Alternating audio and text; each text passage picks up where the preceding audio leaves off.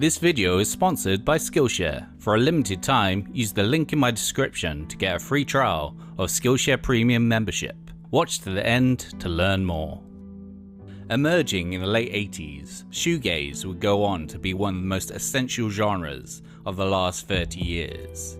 Along with its dreamier sibling, dream pop, it was the moment where punk's cacophonous noise gave way to an ethereal modern psychedelia. Groups like My Bloody Valentine, Ride, Lush, and Slowdive would take hold of its anti-rock sentiment, lust for reverberation, and layers of guitar, and create some truly unique music. Though soon overpowered by the more commercially viable Britpop groups, the genre lives on today in a myriad of different forms. But how did we get to shoegaze? What were the essential steps along the way? The key tracks and influences, and how did we get to the point where My Bloody Valentine's Loveless was possible? This is how shoegaze became shoegaze.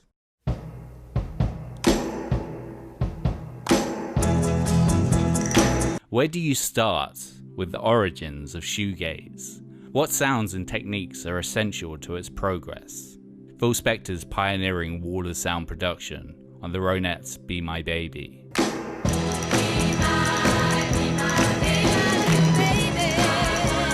The super sweet falsetto harmonies of the Beach Boys.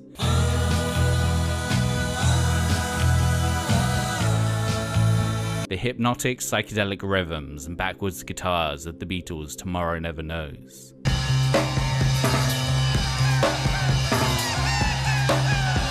The overwhelming droning fuzz of the Velvet Underground's Sister Ray. Oh, I did that Sister Ray thing. Lay it on. Or the Stooges' I Wanna Be Your Dog.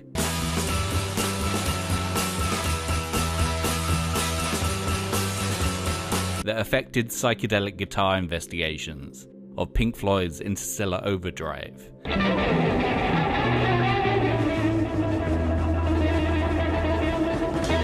The synthesized loops and drones of Silver Apples and Oscillations.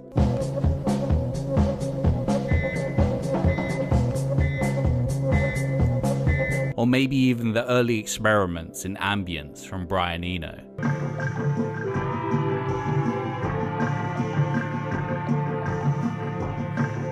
All of these elements would be adopted by one shoegazer or another. But I think the clearest first step on the way to shoegaze proper is within the post-punk movement.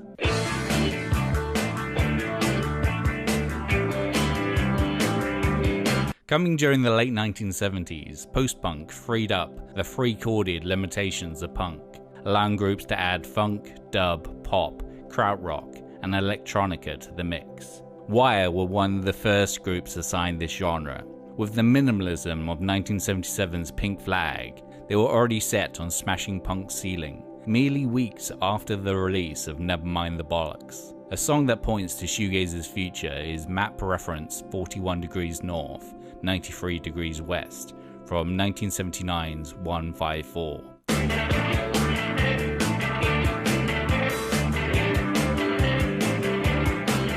With its bizarrely affected guitars and thick abstract soundscape that bands like My Bloody Valentine and Lush would latch onto. From Crawley in London, The Cure started off as pop punks akin to Buzzcocks or Elvis Costello, but evolved with the moodily atmospheric post-punk of 1980's 17 Seconds and 1981's Faith. Created while the band were at their lowest ebb, fueled by too much alcohol and LSD, their 1982 album, Pornography, was 80s psychedelia, filtered through punk rock and painted black.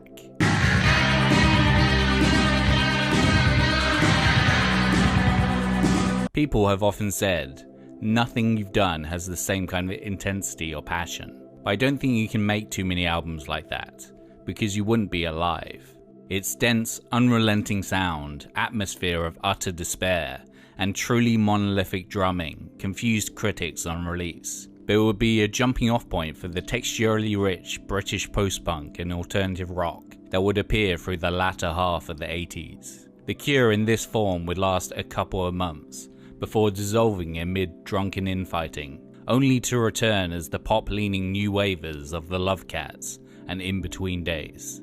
Around this time, The Cure's frontman, Robert Smith, was also touring guitarist for Susie and the Banshees. His stoic stage presence would be formative for Slowdive's drummer, Simon Scott. I always thought Robert Smith, when he was in Susie and the Banshees playing guitar, was the coolest as he just stood there and let the music flood out. The anti-showmanship was perfect, so I never really understood why people began to use shoegaze as a negative term. Slowdive would also take their name from a Banshees song from 1982's A Kiss in the Dream House.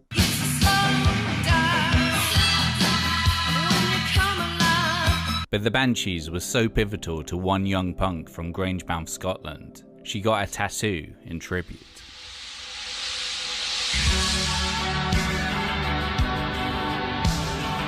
With their second full-length, 1983's Head Over Heels, Cocteau Twins invented what became known as dream pop.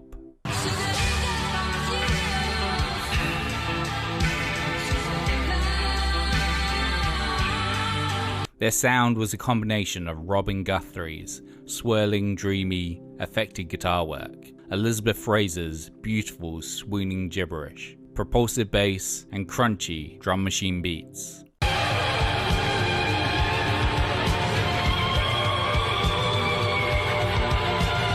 Unlike the majority of pop production where the vocals take the precedent, punching through the mix, on a Cocteau's production from 1984's Treasure onwards, the vocals are on a similar level of volume to the guitars.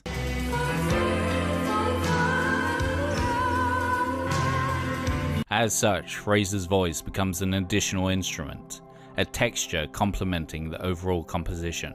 Signed to 4AD, the label itself became a haven to many of their disciples, not least A.R. Kane, The Pale Saints, Lush, and much later, Deer Hunter and Grimes. As much as Cocteau's buzzing, euphoric pop songs would inspire their fair share of shoegaze groups, one band that didn't copy their style was My Bloody Valentine, said their core songwriter Kevin Shields. Fundamentally, the huge irony with the bands called shoegazing was that a lot of those groups really were into the Cocteau Twins, and they all used choruses, flanges, and other effects pedals to create a certain kind of sound. Three pedals they refused to use in that era were chorus, flanger, and delay. Everything we did was everything but that.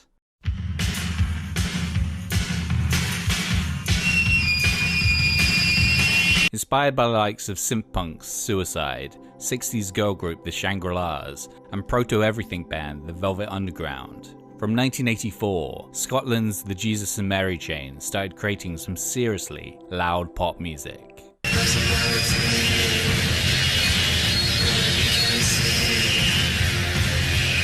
Their early gigs were characterized by musical incompetence, sub-quarter-hour headlining sets, and resultant violent riots. But their singles, like Never Understand, You Never Understand Me, soaked in screeching feedback, cyclones of noise terror, hid the purest of pop melodies. At the time, their abrasive sound divided critical opinion. The Enemy was over the top, saying how we were the greatest thing since the Sex Pistols, and Sound said we were the worst band they'd ever seen. You couldn't wish for anything better. The Mary Chain released their definitive statement in November '85, the self-produced Psycho Candy, with tracks like the Ronettes referencing noise pop of Just Like Honey.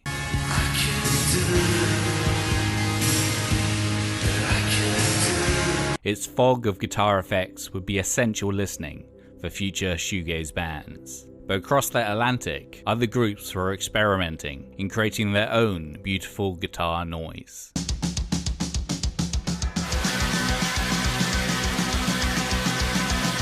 In the US, what had been the hardcore punk of Black Flag and Minor Threat had mutated, no longer aiming for sheer speed and aggression, but expanding what it meant to be punk. Minnesota post-hardcore punks Husker had experimented with punk as psychedelia on their 1984 concept album Zen Arcade.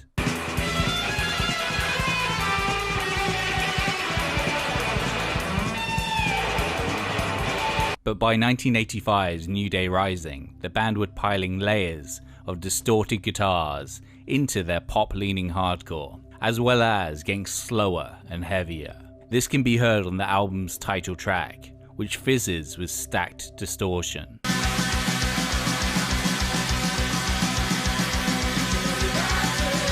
There's good reason why My Bloody Valentine circa 88 were noted by Creation owner Alan McGee as the Irish equivalent to Husker.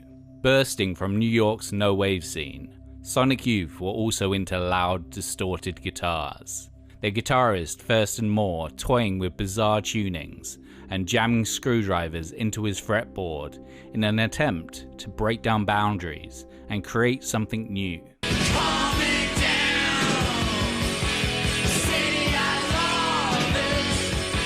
Death Valley 69 off 1985's Bad Moon Rising, with guest vocals from fellow no-waver Lydia Lunch, showcases their full tilt melodies over angular rock riffage and bracing noise.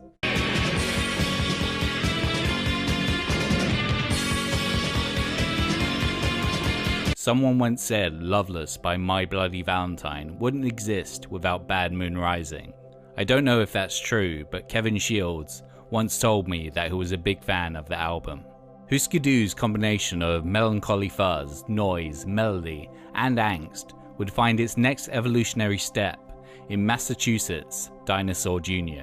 By 1987's You're Living All Over Me, the band, and especially frontman and alt-rock guitar hero Jay Mascis, had perfected their feedback-drenched, pedal-hopping style. The Seattle grunge scene's murky depths were preempted by the epic ooze of Sludgefest.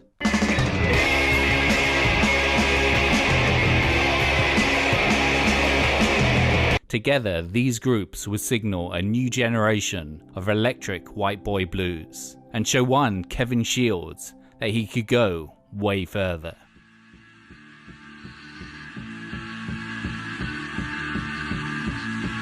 Hailing from Rugby in Warwickshire, Spacemen 3 had been plugging away since 1982. Their influences were an odd mix of Kraftwerk, Suicide, The Stooges, and gospel music, which, alongside ample recreational drug use, formed their neo-psychedelic sound. Their first single, Walking with Jesus, from 1986, locked in their minimalist style amid a narcotic haze.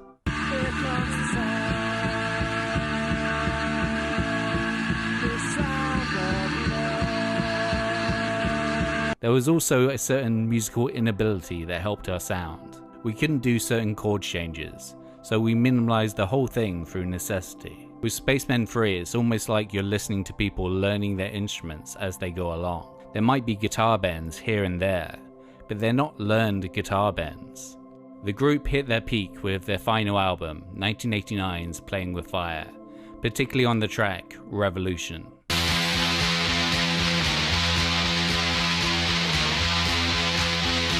It is minimalism at its most extreme, and bears a passing resemblance to the MC5 track Black to Com.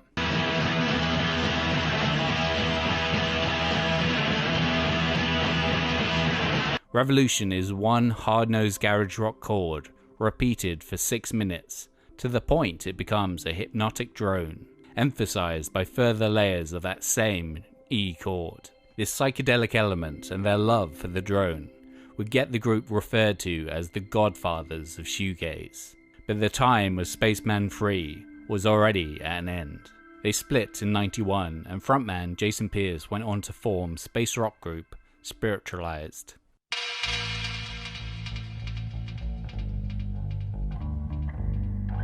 A-Arcane are an odd group.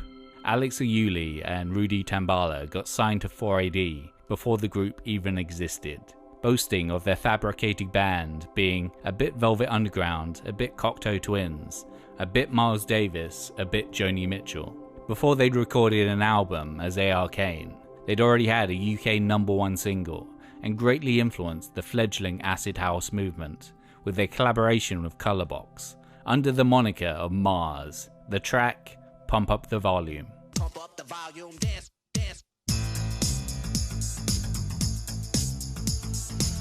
As such, ARK never showed any further interest in commerciality, instead seeing how far they could stretch the bounds of rock music. By their debut, 1988-69, they had left 4AD for rough trade, and mixed whispered dizzy vocals, surges of reverbed guitar, programmed beats, and spacey dub production into a form that was entirely their own.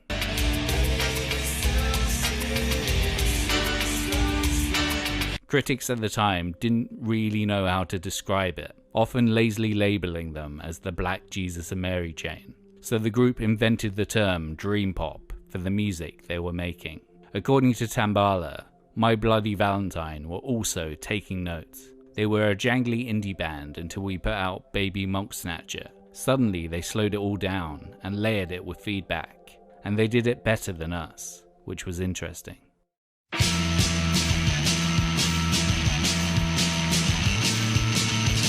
Named after a Canadian slasher flick, My Bloody Valentine formed in Dublin, Ireland in 1983. Initially a poor approximation of The Birthday Party, The Cramps, and Joy Division,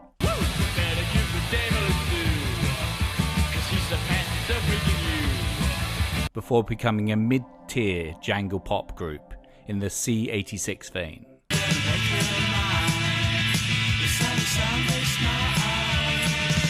The Valentines would not truly hit their stride and become the alternative rock heavyweights they are known as today until 1988 and their You Made Me Realize EP. For the recording, their first for the new label, Creation, the band were using borrowed equipment, including a Jazzmaster with tremolo arm, the kind of guitar that Jay Mascis from Dinosaur Jr. played. Here, songwriter Kevin Shields mixed that with a sea of distortion and strum-bending bar chords to create his signature glide sound.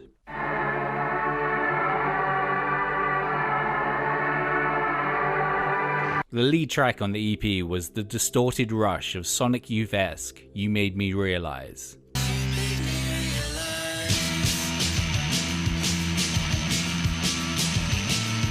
On the studio version of the track is a 40-second bridge that sounds not unlike a jet plane taking off.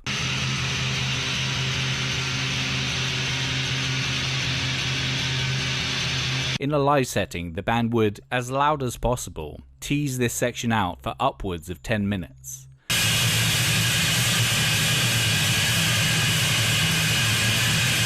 The full band conjuring an ear-splitting, nausea-inducing sustained drone for the duration. It was the best part of the night always, and each night it was an experiment to see how long it would take for the audience to turn from like one state to another. A certain percent of the audience would start sticking their fingers up at us, or they would put their hands up in the air with their eyes closed, or do something physical. I pretty much would always go on as long as it took to change the audience. Now the members of My Bloody Valentine all have serious hearing issues, and this is no doubt why. By the end of 1988 they released another EP, Feed Me With Your Kiss, and their debut full length, Isn't Anything. But by this point, everyone else was playing catch up.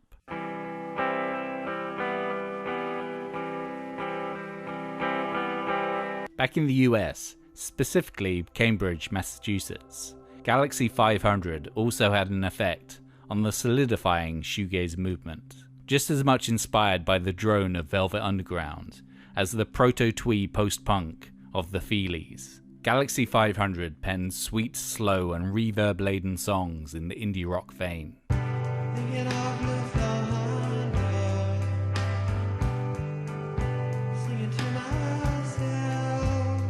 Songs like the druggy, gauzy lilt of Blue Thunder from 1989's On Fire, heightened by the longing in Dean Wareham's cracked, high-register vocals, drifting the band closer to the dream pop side of things.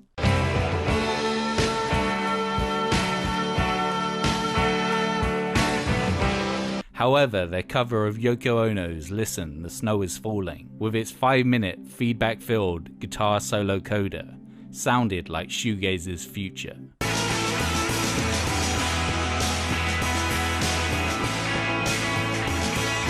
The group didn't last.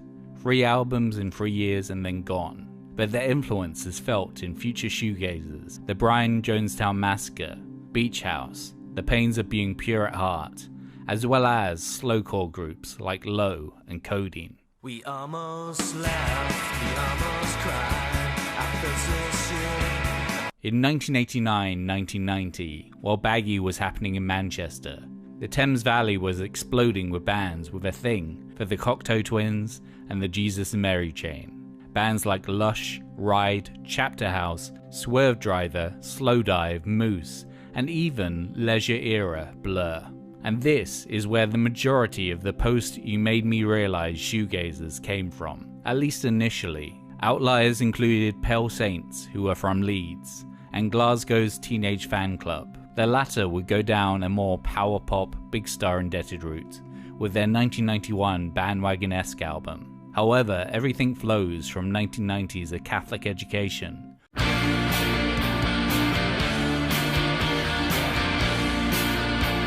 was most definitely the kind of shoegaze that future label Creation was known for.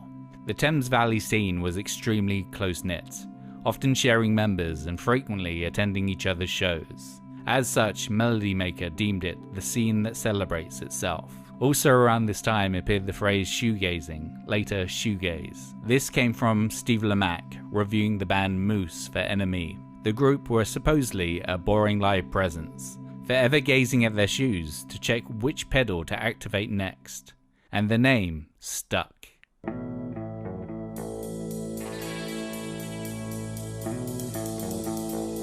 A collision of Cocteau Twins harmonies and C86 jangle.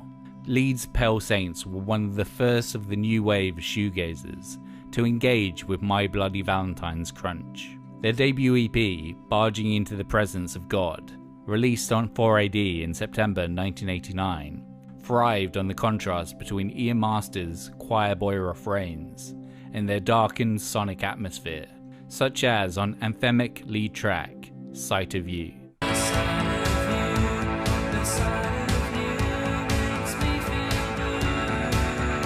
While they were never heralded as much as their Thames Valley peers, they had fans in Ride, who covered Sight of You in their 1990 session on The John Peel Show.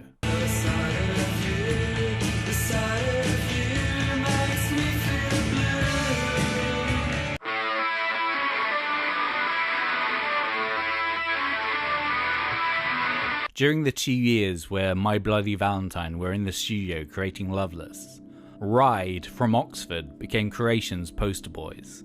Signed after Alan McGee saw them open for Galaxie 500 in 1989, the group released music at a terrific rate throughout 1990. First came their self-titled EP in January, featuring the over-rev jangle of Chelsea Girl.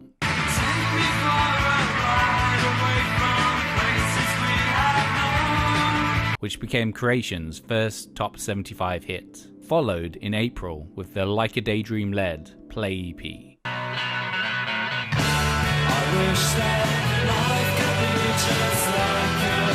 Which continued the streak and cracked the top 40. Rather than full-on noise merchants like their influences My Bloody Valentine and Sonic Youth, Ride's core songwriting duo Andy Bell and Mark Gardner possessed an ear for Beatlesque pop melody. Their next EP, Fool, in September, preempted their debut full-length, Nowhere, a month later. Both are dominated by the sheer epic power of Dreams Burn Down.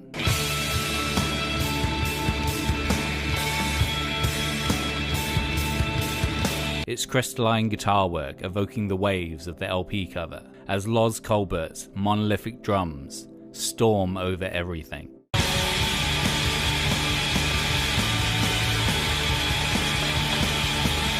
Out of the Thames Valley wave, Ride remain the scene's most fondly remembered, not least as they were the only group to get a top 10 hit, 1992's Leave Them All Behind.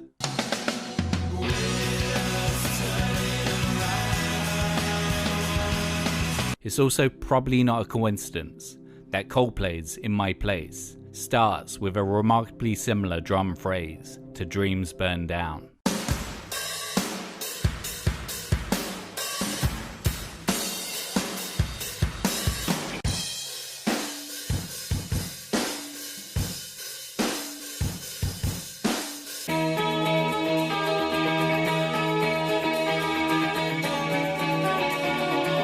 Formed in 1987 in London, Lush were hyped from the off due to a glowing early review in Melody Maker. Sonically revelatory, but initially exceedingly poor live. So much so that Evo Watts Russell of 4AD went to one of their live shows with the intent of signing the group, but left with Pale Saints instead. The band did eventually get snatched up by 4AD in mid-1989, and their 1990 Mad Love EP would be produced by Cocteau Twin, Robin Guthrie. Guthrie was one of the group's biggest cheerleaders, deeming them the best of the Cocteau acolytes. My Bloody Valentine, they were just another little indie band to begin with. Lush interested me more because they could actually write songs and had ideas. But what songs and ideas they had. From their demos, Sweetness and Light hit that sweet, dreamy indie jangle, fused with a hypnotic Tomorrow Never Knows beat and splashes of jet engine drone.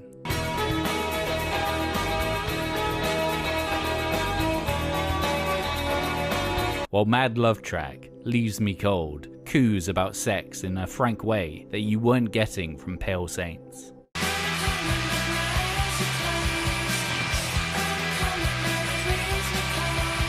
Asked about the sexual themes of their early work, frontwoman Nikki Bereni said to Melody Maker, "They're all about shagging, but not in some heavy metal anthem about great sex. Most of them are really cynical stories like Losing My Virginity." Lush compete with Ride as the most chart successful of the Thames Valley wave. Starting with the Mad Love EP, they gained 9 UK top 75 singles, topping out during the Britpop era with Single Girl's number 21 placing.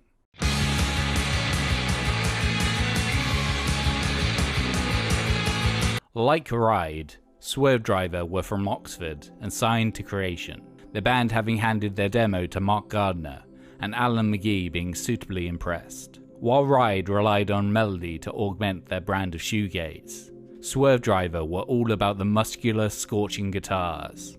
Inspired by the likes of the Stooges, Husker and Dinosaur Jr., their first single, 1990's Son of Mustang Ford, was a relentless race to the finish, all blaring fuzz and hard rock riffage.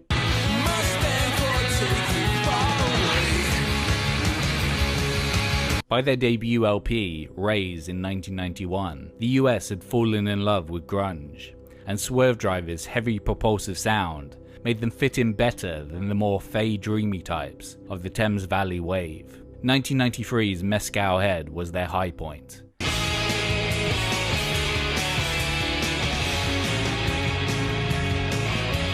But sadly, label issues and an unstable lineup stood in their way of a true breakthrough.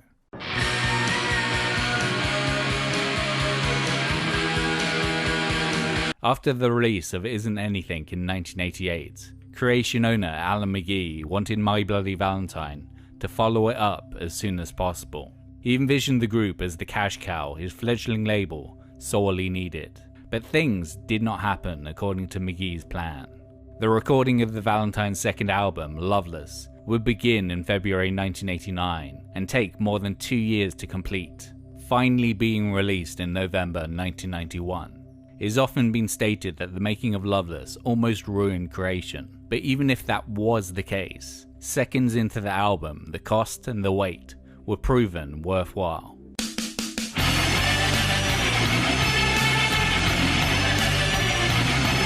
Though musical input from the rest of the band was limited, Kevin Shields had been experimenting with samplers, perfecting his glide guitar, and writing a goddamn masterpiece, which sounded unlike anything else before, from the otherworldly assault of opener Only Shallow.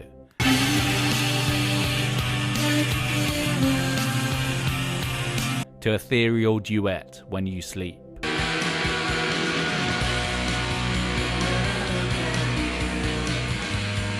Before being concluded by the hypnotic Soon.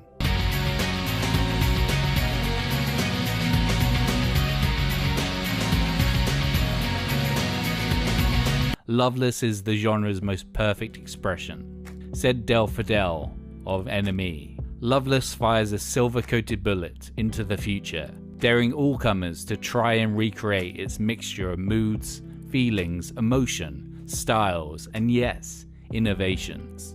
Shoegaze would continue on into the 90s.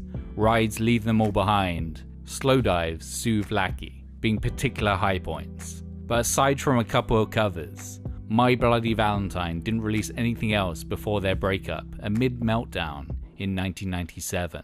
By this point the genre had grown with Catherine Wheel, Curve, Boo Radley's, The Verve, as well as the genre's US contingent of Medicine, Drop 19s, Swirlies, and The Lilies, furthering the sound. While most of these bands had dissolved by the end of the 90s, or at least dipped out of relevance, the last decade has seen shoegaze resurge in popularity, complete with reunion tours and new music from legacy groups, as well as bands like Beach House, Deer Hunter, M83, A Sunny Day in Glasgow, No Joy, Yuck, The Horrors, Nothing, and many more, refreshing the genre for a new generation. As dreamy and ephemeral as shoegaze may have been in sound, that sound has reverberated to this day.